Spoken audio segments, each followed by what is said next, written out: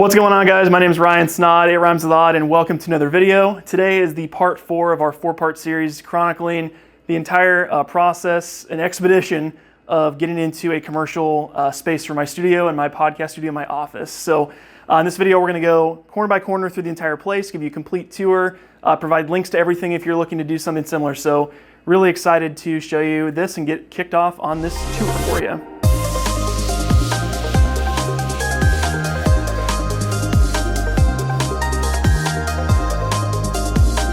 The whole place used to be a hair salon, so there's 650 square feet we're working with today. We have a waiting room area, my working standing desk area. We have a hallway, a video podcast studio, storage area, a kitchenette, and a bathroom all included in here. So first up was over here. Like we mentioned in previous videos, we went black with everything to kind of be more my style, but the first thing was my new lift desk that I got actually on Amazon.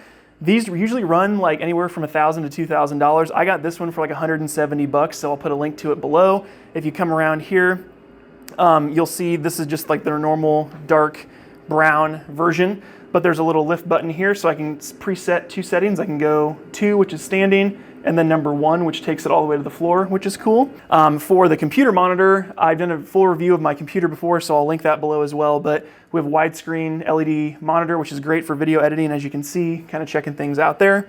I have the Logitech mouse. This is a great upgrade mouse just because there's rolling wheels on the side, spinny wheels there, and that type of thing.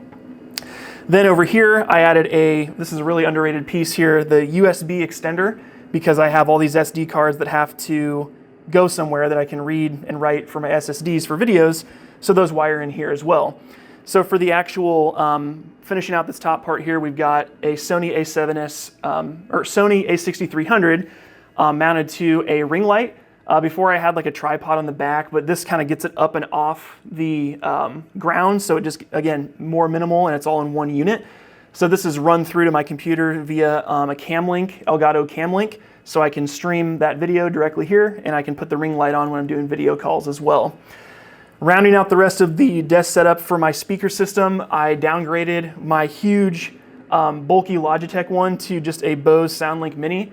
It thumps really well, and it's, again, minimal, it gets things off the ground, and it has really good sound quality. So I use that most of the time for my computer, and then I can also plug headphones into it as well. Then for my mic, I'm still using the Blue Yeti that I use for video calls. So if I'm on a Zoom call, I can use this space, swing this around here, and I can turn this on, turn the headlight or the overheads off, and have a video call right here like that. So that's been really cool. Coming down here to the rest of the computer, I tried to get as minimal as I could with the cording because it is kind of a pain in the butt. The latest thing, which I'm doing a complete video on right now, is the newest addition, which is my NAS setup. So this is a redundant drive that I have over 100 terabytes of storage for. So all of my video files are backed up and stored in there, which is nice. So I kind of put it in a separate spot to kind of tuck it away. I also did a full review of my chair, so I'll link that as well if you're curious about the chair. I got this for pretty inexpensive on Amazon. I think this was cheaper than or more expensive than my desk was. I think this is like $250 or so. Good lumbar support, head support. Half of the day I stand and then the other half I sit. So that's been pretty helpful just to have the way to sit and stand as well. And then the plant page, where do we get the plant? At Home. I think it was at Home we got this. This is expensive. It's like $100 some, I believe, for a plant. So yeah, this kind of helps round it out. This is fake, so no watering needed because your guy can't remember to do half the stuff he's got to do in a day. So that helps limit my chore list here. Wrapping around here, we wanted to do just a basic waiting room area, but as you'll notice, this is in Paige's design for the whole space as well. We went with places that could be used for different sets. Or the wall behind my desk is an accent wall I can do for videos for Zoom calls. This is the same thing for this. So the couch is from Wayfair. I'll put a link to it as well. This one was kind of more on the expensive route that I wanted to spend. I was looking for something super cheap, but Paige convinced me this was a good one to get. The coffee table is from Target, I believe, and this is what we had in our previous house. So this was just in our basement. And the same thing with the rug. The rug was from our previous living room at our previous house, and we just had it in storage. So, and then I believe this, you can also get on Amazon, this bookshelf, so I'll put a link to that as well. Moving over here, the last piece was this little lamp. Again, Target or Walmart, I think. again, put a link to that below as well. Paige did this cool little accent wall, which was custom, so you just got the wood and stained it that way.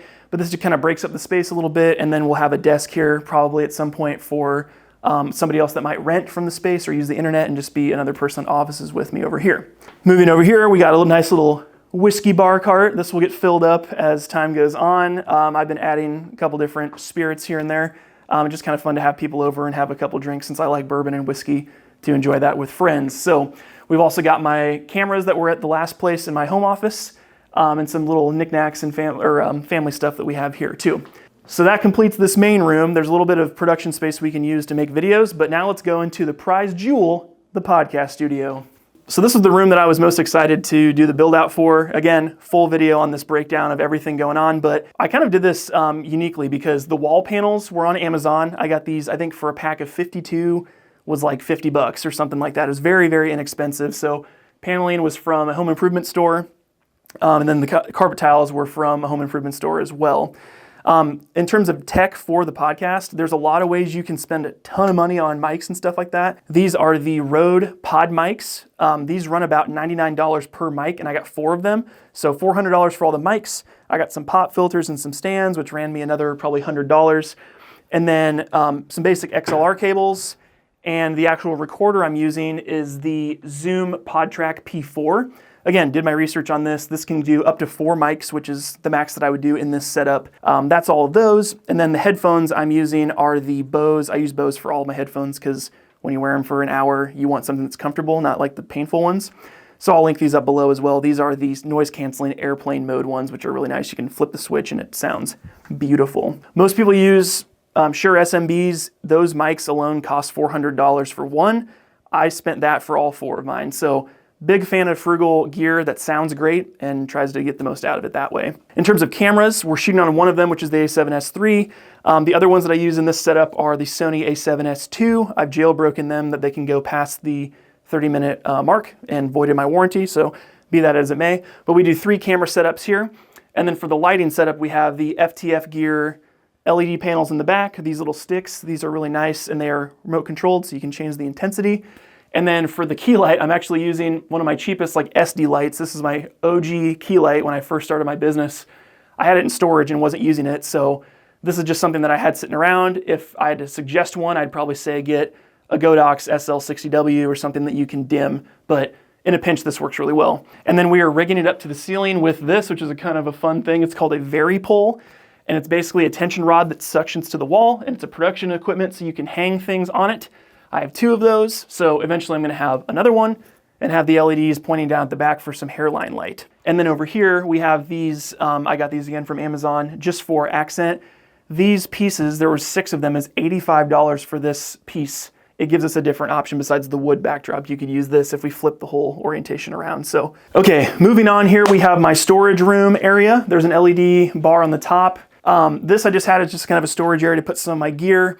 You'll notice I have my little trolley cart here, and this is kind of a good place because when I come in from a shoot, I come in through the door behind you there and come in through the alley, and I can literally just roll my cart in and park it right here. So this looks like it's the outside door, but it goes to a little storage area right here, and then I can pull my vehicle in here, park, unload, and it comes right out, which is nice and handy. This used to be a washroom and kind of cleaning place with washing machine, dryer. We ended up converting it into a kitchenette. So we found this locally. I don't know what brand it is, but if I do find it, I'll put a link below. This fit perfectly in the space. Just a nice little place to kind of make food, make lunch, and store silverware, stuff like that. Got a nice microwave from Walmart, and then found this Kenmore mini fridge that likes to freeze all my stuff, so I might need to get a new one of those because I don't know if it's working correctly. And then moving in here, last room is the bathroom.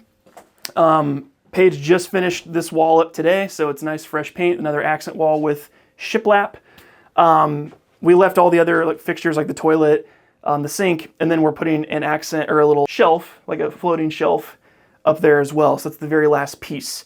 All right, so that's the full tour. Thank you so much for coming along and checking out my new place. If you are curious about any of the details of what I got, check the links below. Again, there's a full series of this about why we opened the space, podcast breakdown, the transformation of it, and now you've seen the full tour. So it is Friday, so I got to pour myself a nice little glass of bourbon to tie off the rest of the week, but Thank you so much for tuning in, and make sure to subscribe, and we'll see you in the next video. Cheers.